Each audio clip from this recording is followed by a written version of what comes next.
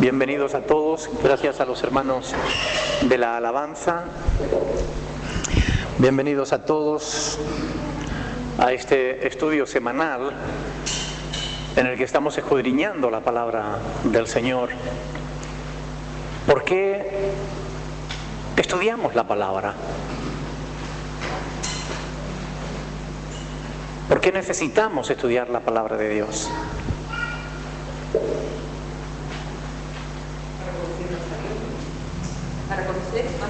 Para conocer más a Dios.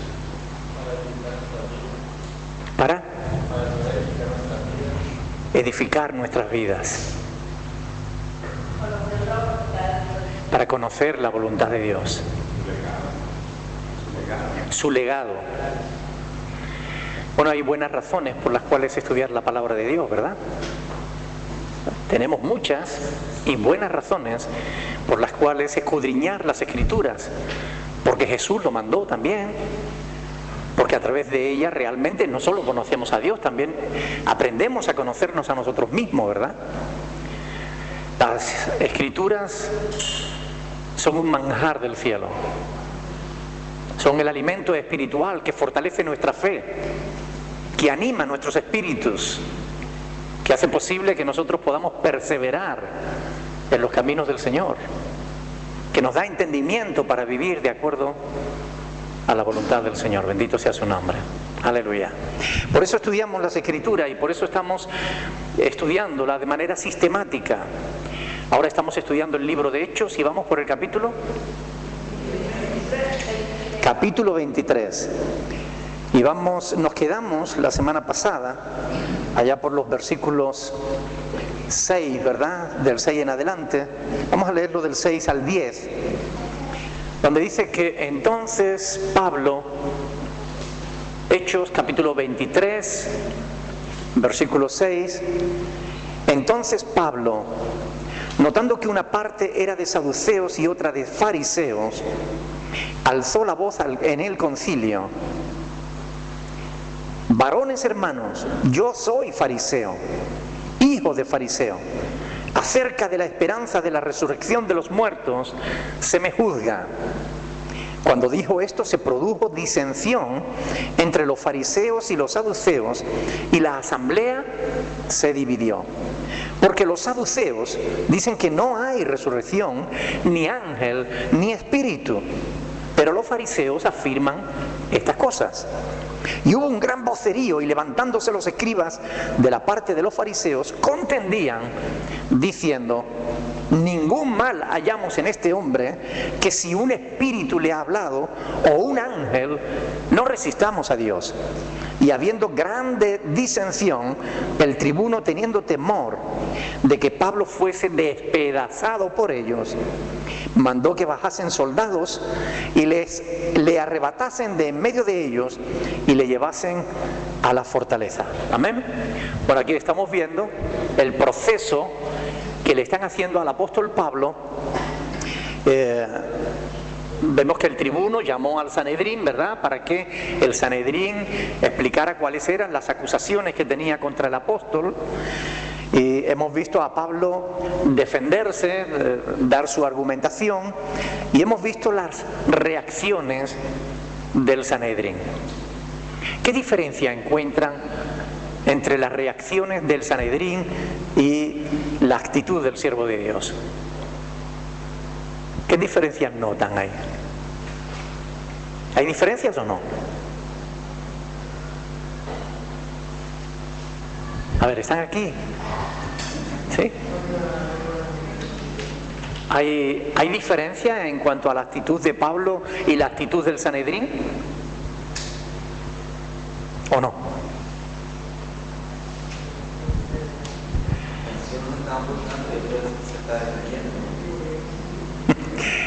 Bueno, el Sanedrín estaba haciendo acusaciones falsas, ¿verdad? Estaban abusando de su autoridad. Esta era la actitud del Sanedrín, ¿verdad? Habían intentado cometer homicidio, pues se querían cargar al apóstol Pablo. Nunca se pusieron de acuerdo en concerniente a la verdad. atacaban al apóstol Pablo sin poder demostrar su culpabilidad. Y sin embargo Pablo en todo esto estaba manteniendo una actitud de inocencia, una buena actitud ante ellos, de respeto, de explicar la verdad, mientras que las acciones del Sanedrín eran totalmente censurables, la actitud del apóstol en este sentido no lo era, ¿no? Creo que hay una diferencia en eso, ¿no les parece? En el versículo 8 se nos dice que se nos explica, ¿verdad?, que los saduceos no creían en la resurrección, no creían en los ángeles ni en los espíritus. ¿Ustedes creen que Pablo conocía este hecho? Claro, por eso él gritó lo que gritó, ¿verdad? Por eso él dijo lo que dijo. Sin duda, él había asistido al Sanedrín, conocía los debates que a veces habrían mantenido sobre esos temas, ¿verdad? Sobre lo sobrenatural, si existía o no existía. Y él precisamente hace notar esa diferencia, notando esa diferencia, él se vale de esa diferencia para poner a una gran parte del Sanedrín a su favor, ¿verdad?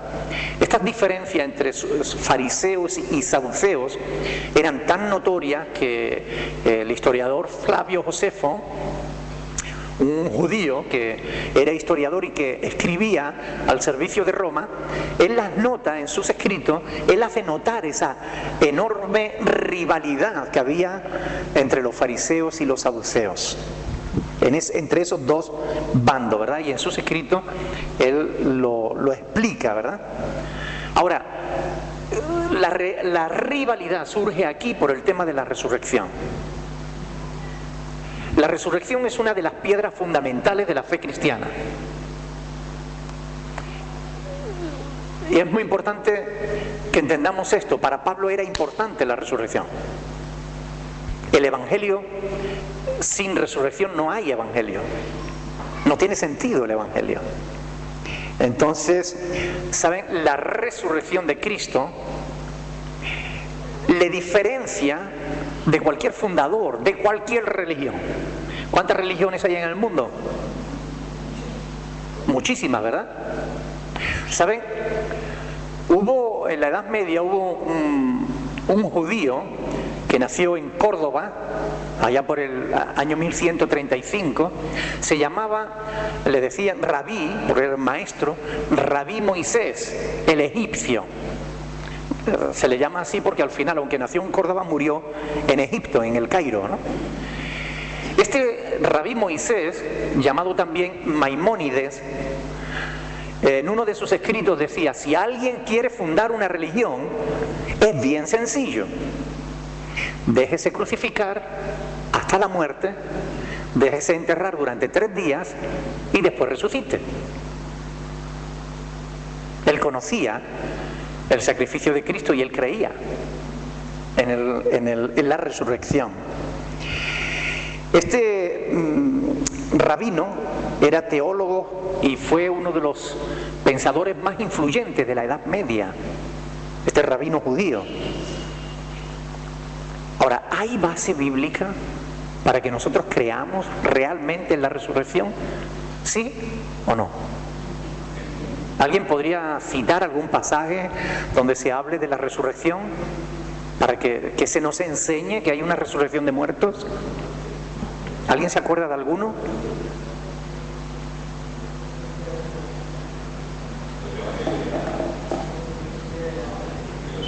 Levanten la mano para que yo les vea, porque si no, no. ¿Alguien levantó la mano? No. A ver, ¿algún pasaje bíblico que hable o que afirme la resurrección de los muertos? Ustedes saben que el libro de Job, por poner un ejemplo, fue el primer libro escrito de toda la Biblia. En el capítulo 19 de Job, antes de los Salmos, Job capítulo 19, lean conmigo, lean el versículo 25. Job 19, 25. ¿Lo tienen? Job dice ahí Fíjense cómo lo dice, dice, yo sé. ¿Él está dudando? Cuando dice esto, ¿hay alguna duda en su palabra? Ninguna, ¿verdad? Él dice, yo sé, es una afirmación bien clara, yo sé que mi Redentor, el que me rescata, vive. Y al fin se levantará sobre el polvo. Y después de deshecha esta mi piel, en mi carne he de ver al Dios vivo. Esta afirmación de Job está demostrando que él creía realmente en la resurrección de los muertos. Muchos siglos antes de que ni siquiera Moisés escribiera el Pentateuco, ya se afirmaba la fe en la resurrección de los muertos. ¿Recuerdan las palabras del Señor Jesús en Juan capítulo 11, del 25 al 26? Son palabras que en casi todos los entierros, en la mayoría de los entierros cristianos, se citan, ¿verdad? Allí Jesús dice, yo soy la resurrección y la vida. El que cree en mí, aunque esté muerto, vivirá. Y todo aquel que vive y cree en mí, no morirá eternamente. Quiere decir que el que esté muerto, cuando dice vivirá, es que volverá a la vida. El que vive y cree en mí no morirá eternamente, no se quedará muerto. Jesús está afirmando ahí que Él es la resurrección. Es decir, Él iba a resucitar, y no solamente Él iba a resucitar, sino que Él nos va a resucitar. Amén, a los que creemos en Él. Las Sagradas Escrituras hablan de la resurrección de los muertos. Primera de Tesalonicenses, yo quiero que vean conmigo unas palabras del apóstol Pablo. Primera de Tesalonicenses, capítulo 4,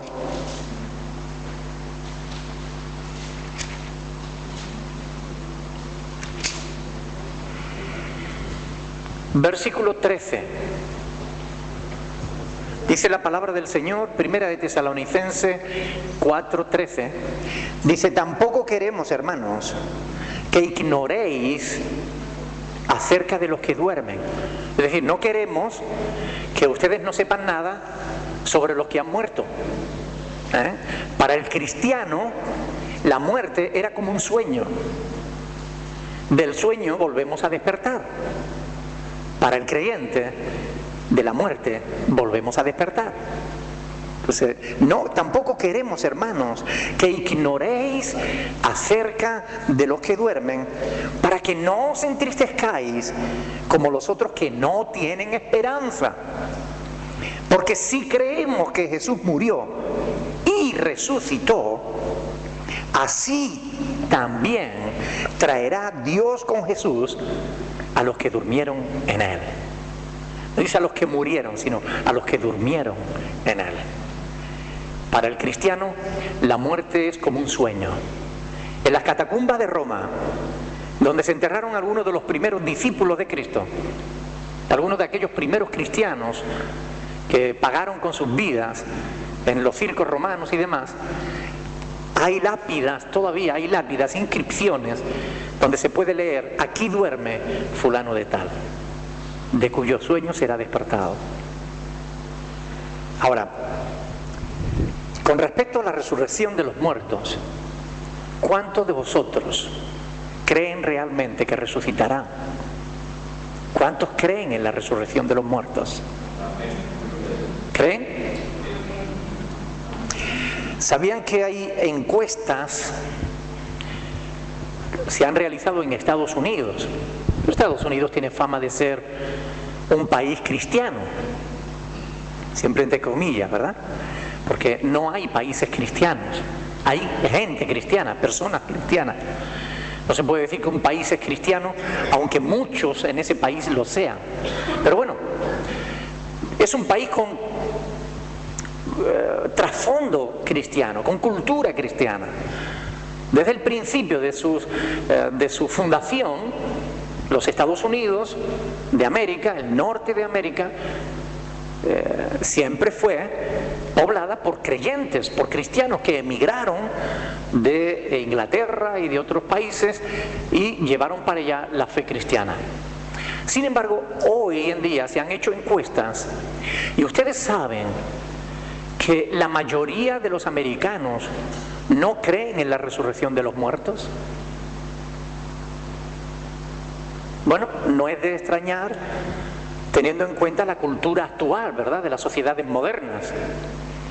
Lo que a mí me llamó la atención de esa encuesta es que la encuesta estaba hecha también entre cristianos. Y casi un 80%, escuchen bien esto, casi un 80% de personas que se consideran cristianas no creen, no tienen fe en la resurrección. Para mí, sinceramente, eso es una contradicción. Pero no es de extrañar, porque no es algo nuevo. Ya Pablo en el primer siglo tuvo que batallar con cristianos, no hablo con judíos, no hablo con fariseos o con saduceos que eran incrédulos en cuanto a las cosas sobrenaturales, sino me refiero a cristianos del primer siglo, de las iglesias cristianas que no creían en la resurrección de los muertos. Quiero que vean conmigo en 1 Corintios 15, 1 Corintios 15, un pasaje muy revelador en cuanto a esto. 1 Corintios capítulo 15, versículo 12, dice la palabra del Señor lo siguiente: pero si se predica que Cristo resucitó de los muertos, esto era algo que se predicaba en todas las iglesias, si se predica que Cristo resucitó de los muertos, ¿cómo dicen algunos de entre vosotros que no hay resurrección de muertos? ¿A quién le estaba escribiendo Pablo esta carta? A los corintios. ¿Quiénes eran los corintios? Una iglesia cristiana de la ciudad de Corinto. Si se predica que Cristo resucitó de los muertos, ¿cómo dicen algunos de entre vosotros que no hay resurrección de muertos? Porque si no hay resurrección de muertos, tampoco Cristo resucitó.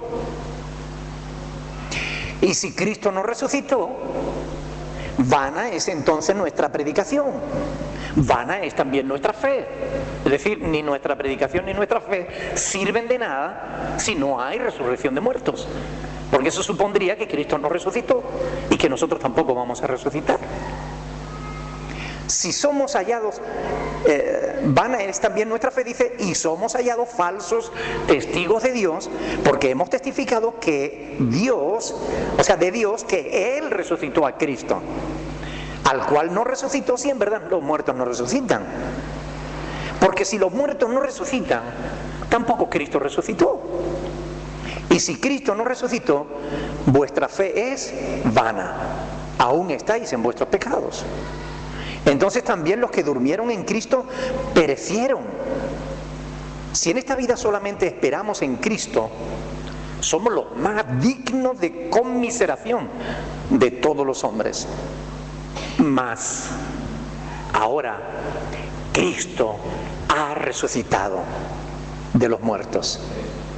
Cristo ha resucitado de los muertos, primicia de los que durmieron es hecho, porque por cuanto la muerte entró por un hombre, también por un hombre la resurrección de los muertos. Porque así como en Adán todos mueren, también en Cristo todos serán resucitados. En Cristo todos serán resucitados. Pero había algunos en la iglesia de Corinto que no creían en la resurrección de los muertos. ¿Y tú crees en la resurrección de los muertos? Sí. Lo que es más importante, ¿crees que tú resucitarás?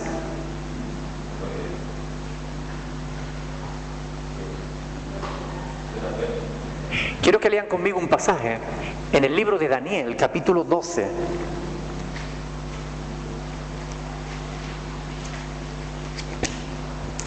Daniel capítulo 12.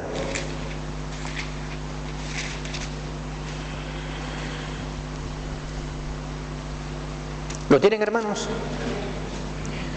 Versículo 2 dice: y muchos de los que duermen en el polvo de la tierra serán despertados, unos para vida eterna y otros para vergüenza y confusión perpetua. Es decir, va a haber resurrección de muertos, sí es cierto. Y puede que tú creas en la resurrección de muertos, pero lo importante no es solamente creer que va a haber una resurrección de muertos, sino ¿para qué vas a resucitar tú?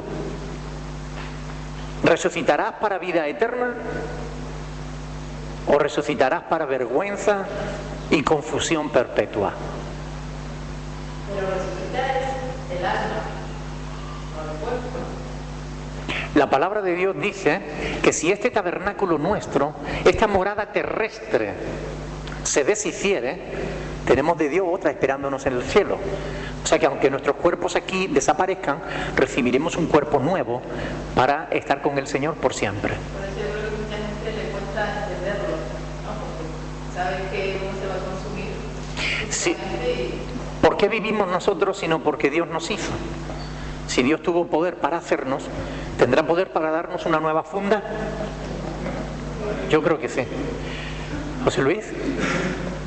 Bueno, dice la palabra de que muchos son los llamados y pocos los elegidos.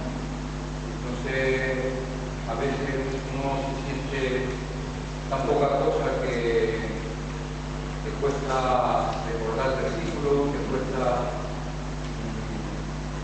memorizarlos, que cuesta seguir el día a día la palabra.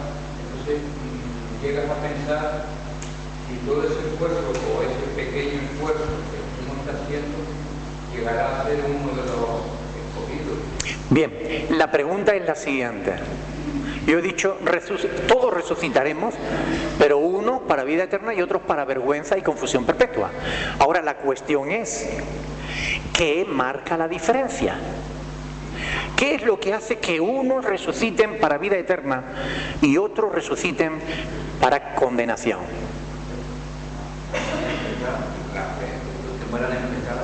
Los que mueran en pecado. La fe. ¿La fe en qué? El creer en Cristo. Pero creer en Cristo creen hasta los demonios. Porque le ven. Si confesares con tu boca Jesús es Dios y que resucitó de los muertos, serás salvo. Bien, es decir, es la fe en nuestro Señor Jesucristo lo que nos salva, ¿verdad?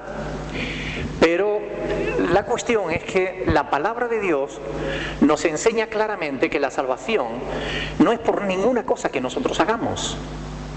No es porque nos portemos bien, porque memoricemos las Escrituras, no es porque nosotros siempre hagamos lo bueno y nunca lo malo, porque no hay quien siempre haga el bien y nunca peque, la Biblia lo dice en Eclesiastés.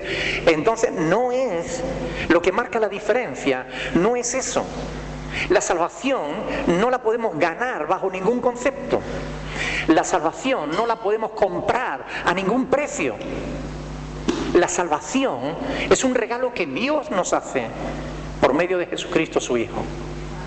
Todo el que quiera podrá salvarse si se acoge al amor de Dios, si se agarra al amor de Dios. Todo el que quiera. Si realmente alguien quiere salvarse, podrá hacerlo recurriendo a Dios, a su misericordia y a su gracia. Gracia significa que se nos da algo a cambio de nada. Es decir, gratis. Dios nos da su salvación de forma gratuita. No tenemos que portarnos bien, no tenemos que guardar la ley, no tenemos que hacer esto y aquello. No, no, no. La salvación es un regalo de Dios.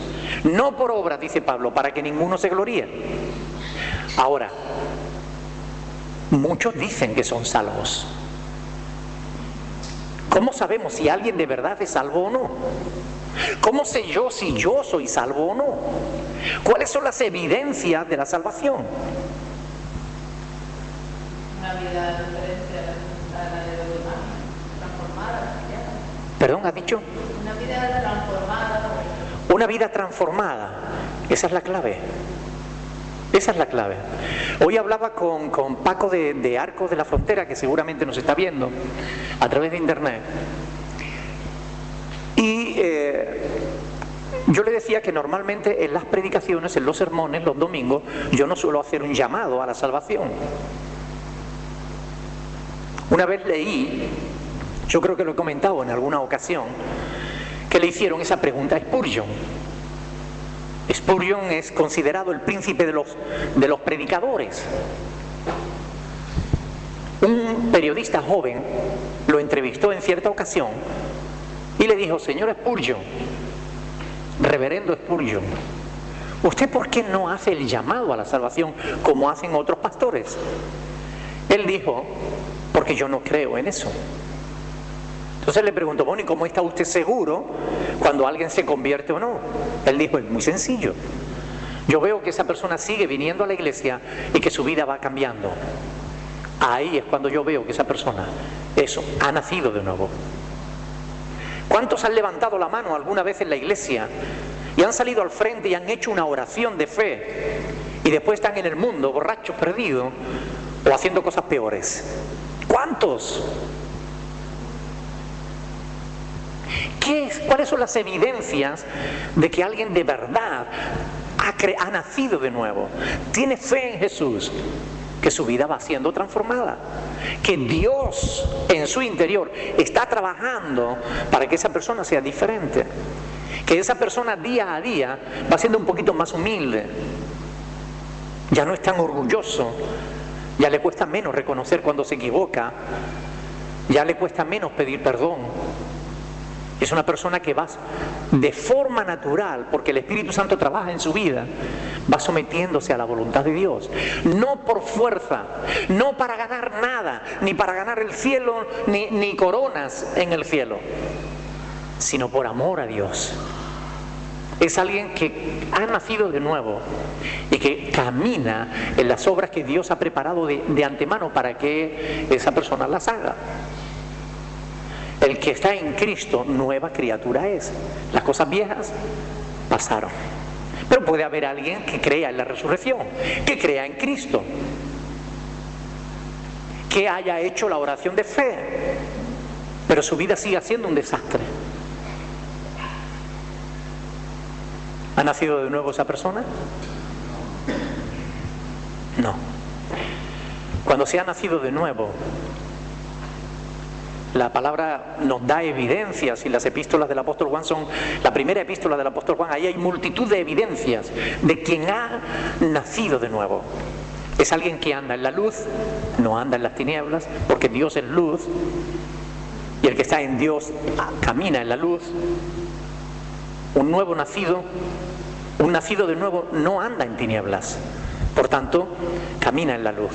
Un nacido de nuevo aborrece el pecado, la maldad, no aborrece a su hermano, porque ¿cómo va a amar a Dios a quien no ve si no ama al hermano a quien ve? Pues si ustedes leen la primera epístola de Juan, van a ver ahí multitud de evidencias de alguien que realmente ha nacido de nuevo. Es alguien que no se cree orgulloso, es alguien que es humilde, que reconoce sus pecados. Porque si decimos que no tenemos pecado, nos engañamos a nosotros mismos y la verdad no está en nosotros. Pero si confesamos nuestros pecados, Él es fiel y es justo para perdonar nuestros pecados y limpiarnos de toda maldad. Hay multitud de evidencias ahí que nos hablan de quién ha nacido de verdad de nuevo. Yo creo en la resurrección de los muertos. Una pregunta. Todos estamos en proceso, ¿no? En camino del Señor. Y vale que puede evidenciarse esto porque está cambiando. Pero, por ejemplo, el Señor tiene que igual muchas veces semanas muy buenas, pero no tienen días que está como llena de el Señor los ojos en los cuidados.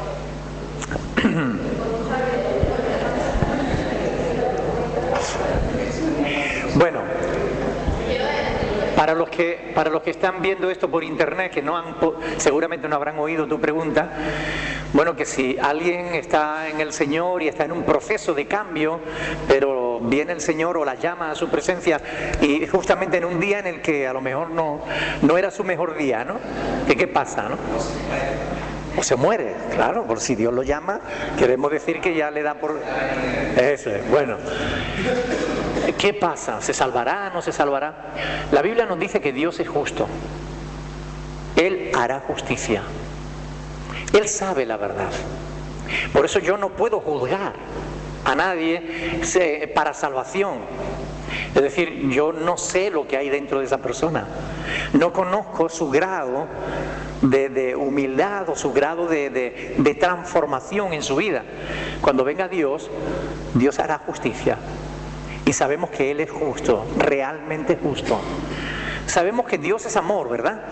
Y sabemos que Dios quiere que todos sean salvos. O sea, Dios quiere salvar a todo el mundo.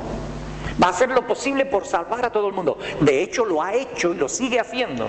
Envió a su Hijo a morir por nuestros pecados. Día a día tiene paciencia con nosotros. Día a día nos está hablando, está enviando su Espíritu. Pone a gente como yo pesada para que les hable más de las cosas del Señor. Pero aún así, Dios sigue amándonos. Aunque muchas veces no tenemos buenos días, no porque no los tengamos, sino porque nosotros no los hacemos. Nuestros días los pintamos nosotros, ¿verdad? En un sermón de año viejo o año nuevo, no sé cómo se diga, yo un día dije que el nuevo año era como un lienzo en blanco. Nosotros pintamos el cuadro que queremos pintar, ¿verdad? Es como una libreta en blanco. Nosotros escribimos. ¿Qué historia queremos escribir en nuestra vida? Son decisiones nuestras las que hacen que avancemos más o menos en ese proceso de transformación de nuestra vida. ¿Qué pasará? Bueno, dependerá de cada persona. Dependerá del juicio que Dios haga con esa persona. Y repito, Dios es justo. Ahora está claro que si sembramos para la carne, de la carne vamos a segar corrupción. Y no nos engañemos, Dios es bueno, pero Dios también es justo. Y ser justo, la justicia de Dios, demanda premiar a quien lo merece y castigar a quien lo merece. Porque eso es justicia. Justicia no es darle al malo lo bueno. Eso es injusticia. Y Dios es justo. Por tanto, Dios no va a salvar a todo el mundo. Aunque Él quiere, dice la Biblia, salvarlos a todos. De ahí la frase que citaba José Luis, ¿no? Que muchos son los llamados y pocos los escogidos. No porque Dios no quiera escoger a más. No porque Dios haya dicho, fulano y fulano se van a salvar y todos los demás se van a perder. No. Dios no es arbitrario en cuanto a eso. Dios no hace acepción de personas. Dios quiere salvarlos a todos. Pero no todos se van a salvar. En realidad, como dijo C.S. Lewis, la puerta del infierno se cierra por dentro. Es decir, si alguien entra en el infierno es porque él mismo cerró la puerta, no porque Dios lo encerrara allí. Es porque no quiso obedecer a Dios, no quiso creer a Dios. Pastor, es que he estado viendo una concepción de estaba el científico que está acostado en una silla de Hopkins. Entonces tuve un comentario que mi esposa me dijo, usted lo está juzgando. Si te he ocultado algo, le pido disculpas, le digo a mi mujer, porque yo no soy nadie para juzgar. Pero la palabra de Dios dice que el que cree será salvo, más que el que no cree será condenado.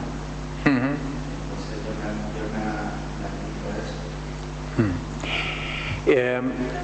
En cuanto a juicios de salvación, los tenemos que dejar que sea Dios el que los haga, porque en realidad Jesús mismo dijo que todo juicio le ha dado Dios al Padre, para juicios de salvación o de condenación, ¿no?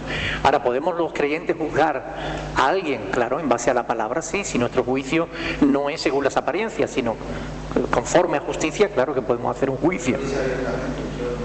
Sí, por eso nosotros podemos decir esa persona, por su testimonio, por su declaración, a no ser que cambie, esa persona se va a ir al infierno con toda su sabiduría, con lo que él considera que es sabiduría, porque la sabiduría que te aparta de Dios es verdadera insensatez. Una pregunta.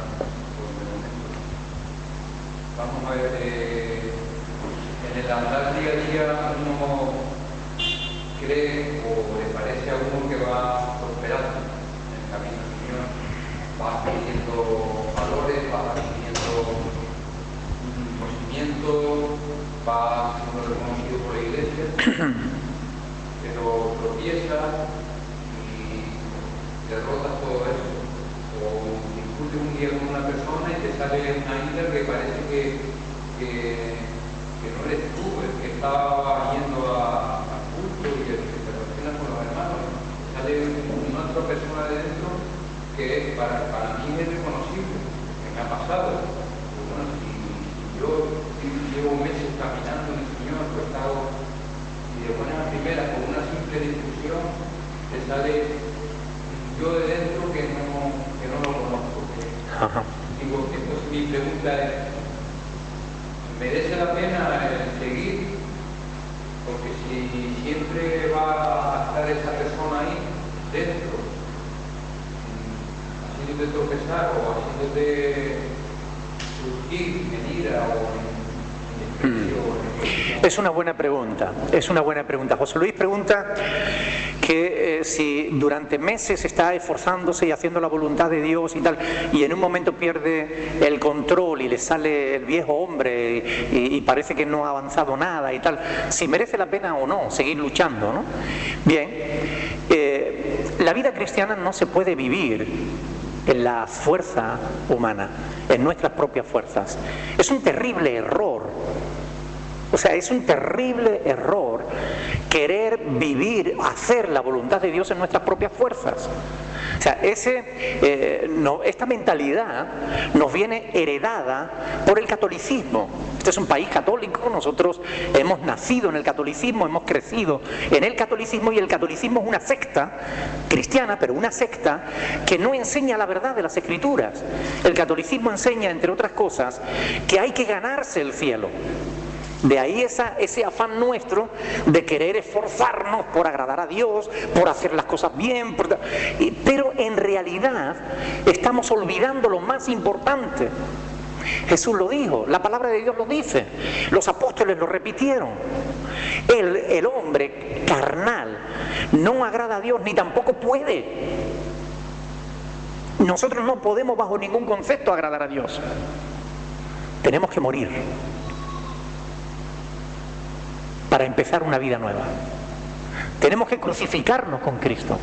Únicamente cuando nosotros nos crucificamos con Cristo, cuando nos identificamos con el Cristo crucificado, y ahí decimos, esa es mi muerte, a partir de ese momento yo voy a andar en una vida nueva, hasta que nosotros no hacemos esa identificación.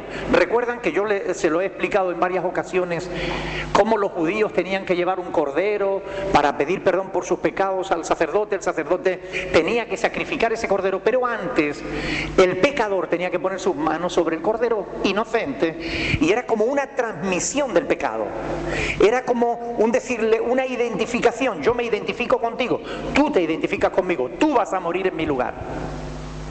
Cuando Cristo murió en la cruz del Calvario, Él es el Cordero de Dios que quita el pecado nuestro. Nosotros tenemos que identificarnos con el Cristo muerto para decir, si hemos muerto, ¿a qué hemos muerto? Hemos muerto al pecado. ¿Para qué? Para vivir una vida nueva. ¿Cómo podremos vivir esa vida nueva? En nuestra fuerza, bajo ningún concepto. Solamente por el poder del Espíritu de Cristo, por el poder del Espíritu de Dios que viene a nuestra vida y nos da la fuerza para que día a día hagamos la voluntad del Señor. De ahí que es nuestra dependencia con Dios lo que nos da la victoria.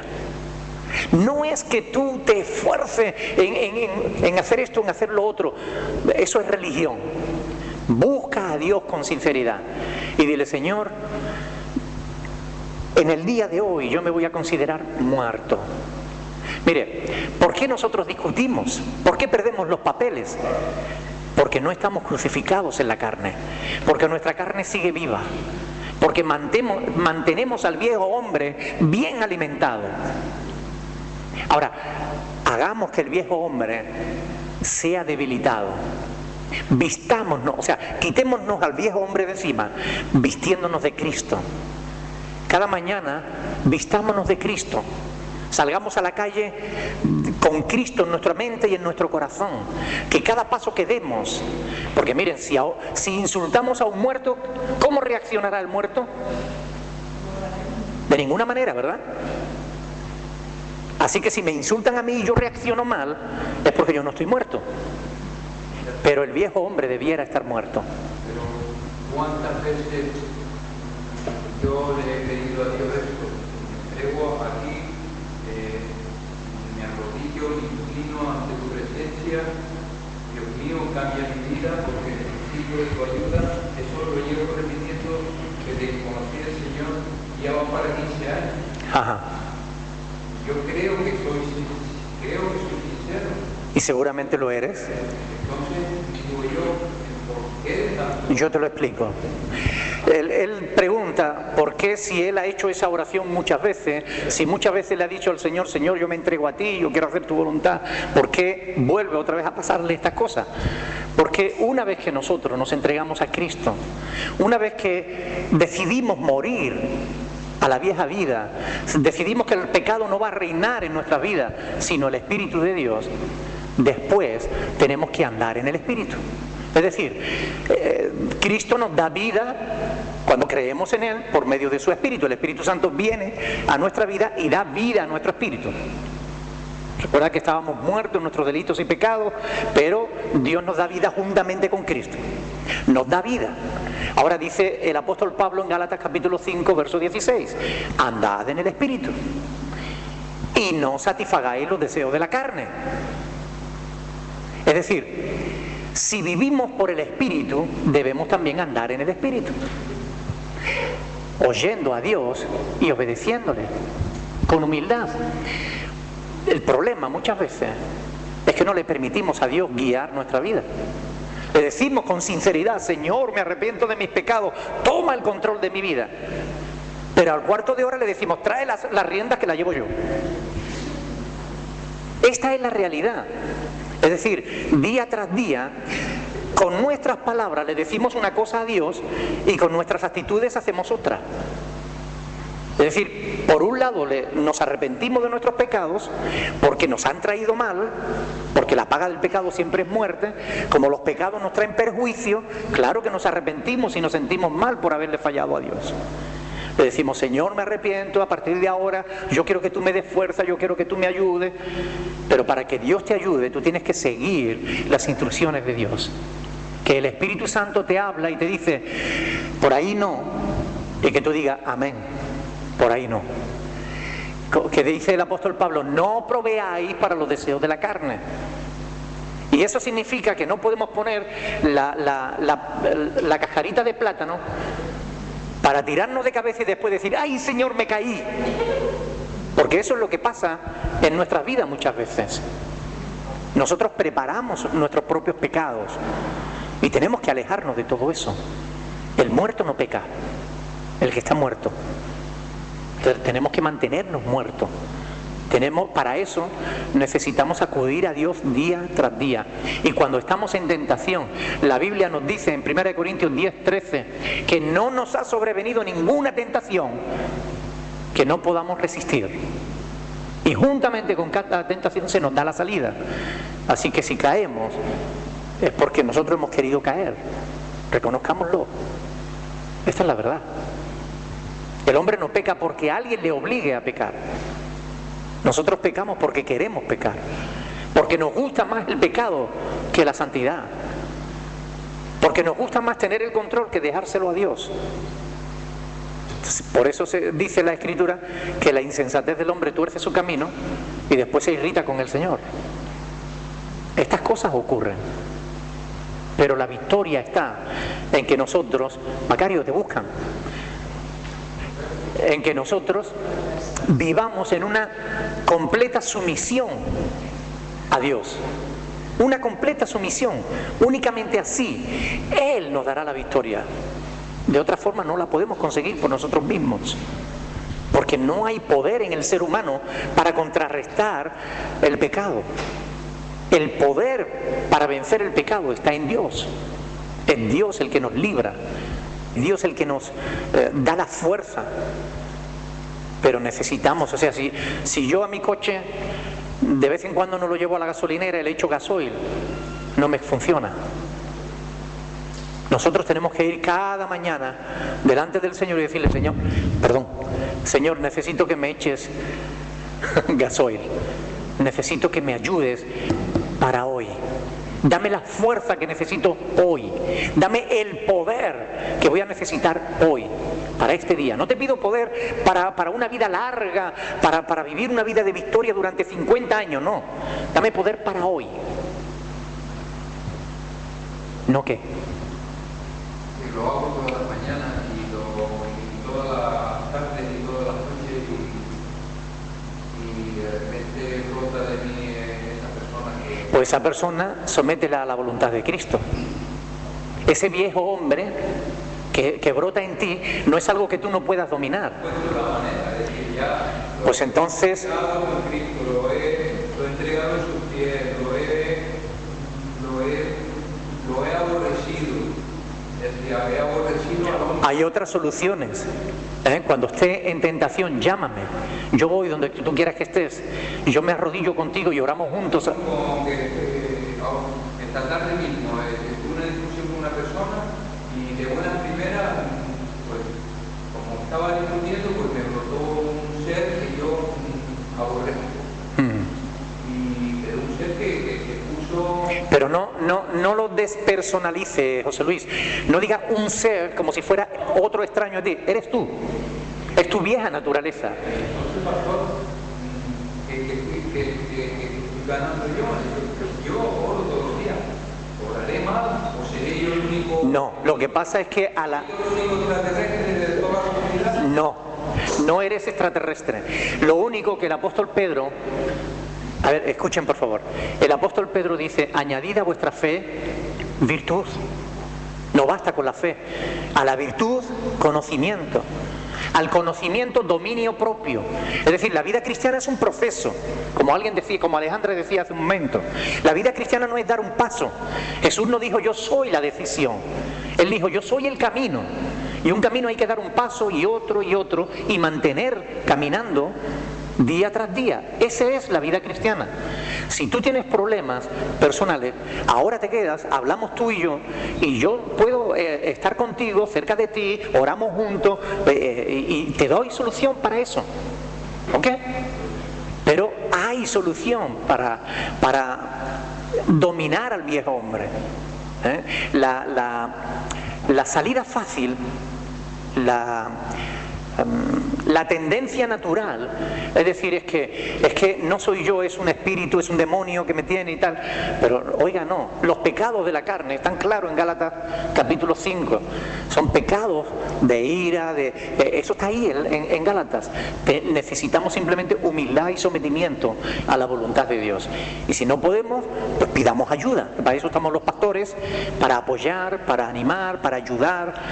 A mí, yo le he dicho muchas veces a hermanos que tienen problemas, llámenme cuando estén en situaciones de peligro, llámenme cuando se sientan tentados, estén donde estén, yo voy a ir donde tú estás, me voy a arrodillar contigo, vamos a orar juntos, vamos a clamar a Dios y Dios te va a liberar, Dios te va a dar la victoria.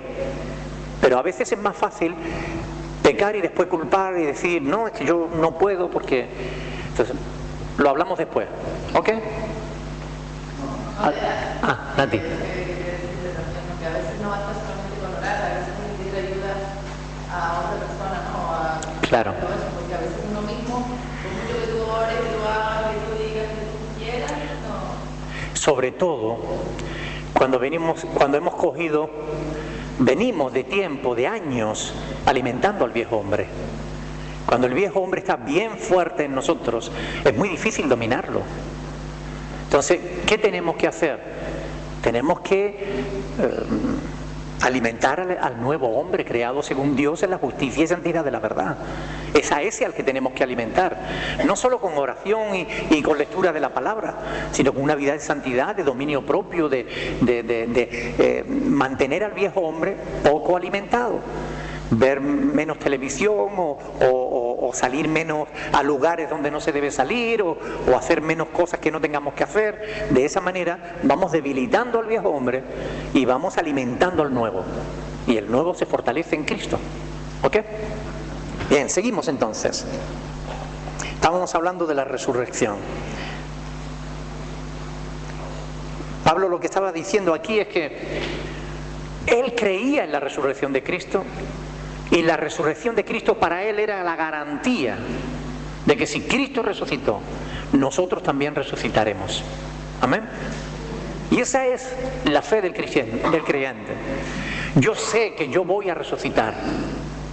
Y mi fe no está apoyada en que yo haga la voluntad de Dios, o en que yo sea pastor, o en que yo lea mucho la Biblia, o en que yo ore todos los días. No, mi fe en la resurrección está en que yo creo que Dios me la ofrece de forma gratuita, y yo la agradezco. Y le digo, sí, Señor, por tu gracia la recibo. No la merezco, Señor, pero la agradezco. Amén. Volviendo al Sanedrín que estaba juzgando a Pablo, ¿verdad?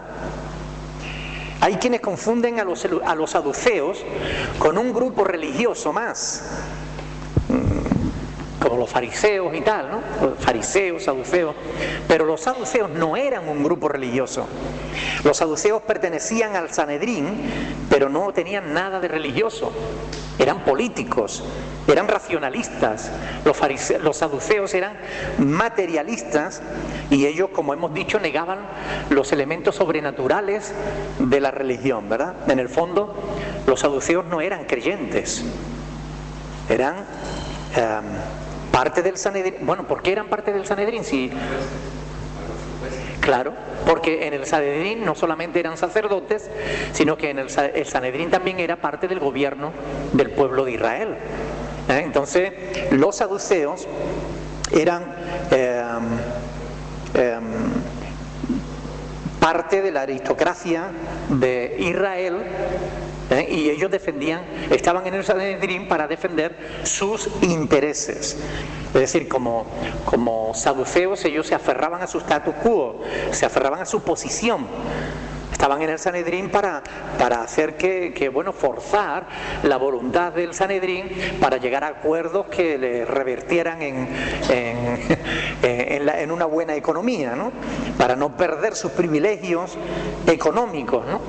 Ellos se aferraban a esas cosas, y por eso ellos hacían pactos con Roma. Los saduceos tenían pactos con Roma. Mientras que los fariseos se aferraban más a la ley, y más que a la ley, al Talmud, a la explicación, o a la Misná, la explicación de la ley que daban los rabinos. Ellos, por otro lado, a lo que se aferraban era precisamente a los privilegios que tenían por ser saduceos, ¿no? Ellos no querían perder sus privilegios. Ahora, ¿eran totalmente incrédulos? No. Ellos creían a su manera, creían en el Pentateuco, en los 5 primeros libros de Moisés, no creían en ningún otro libro del Antiguo Testamento. Los fariseos sí, pero los saduceos no. Si no estaba en el Pentateuco, para ellos no tenía valor. Y aún las cosas que se dicen en el Pentateuco, en esos primeros 5 libros de la Biblia, todo lo que tuviera que ver con algo sobrenatural, ellos lo dejaban a un lado. Sí, todos judíos, miembros del pueblo judío, ¿no? Pero era un grupo dentro del pueblo que no le interesaban las cosas de Dios. Le interesaba, pues, la riqueza, el poder, el control.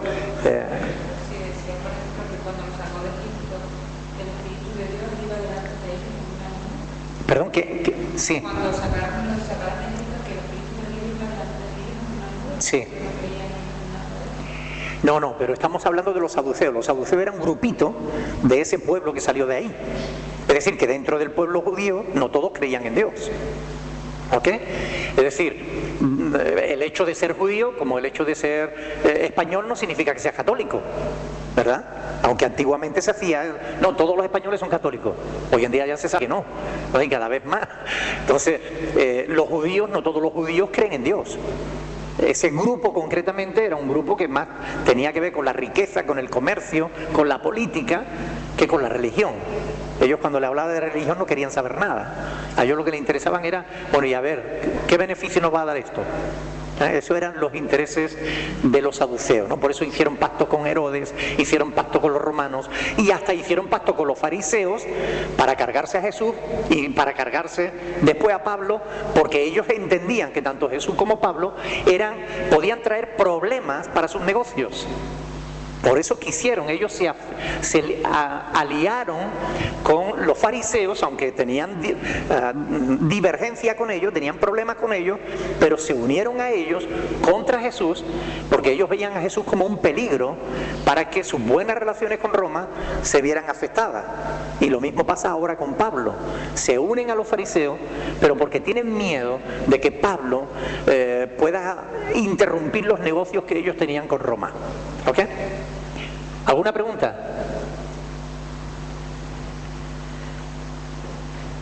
No hay pregunta. Bueno, ustedes son buenos estudiantes, ¿no?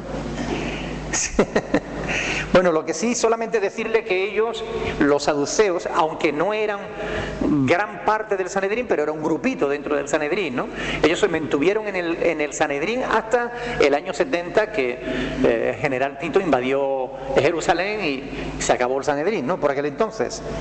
Así que, bueno, lo dejamos aquí por ahora. La próxima semana, si Dios quiere, vamos a continuar. ¿Hay entonces alguna pregunta? ¿Algo que haya quedado en el tintero?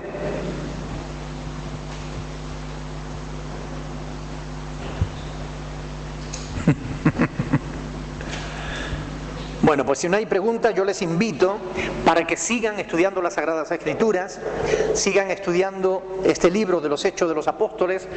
Tenemos multitud de cosas hermosas aquí en la palabra del Señor, y les invito a que las estudien, a que estudien el capítulo 23 del libro de Hechos de los Apóstoles y los siguientes, para que vayamos avanzando en el estudio de la palabra del Señor.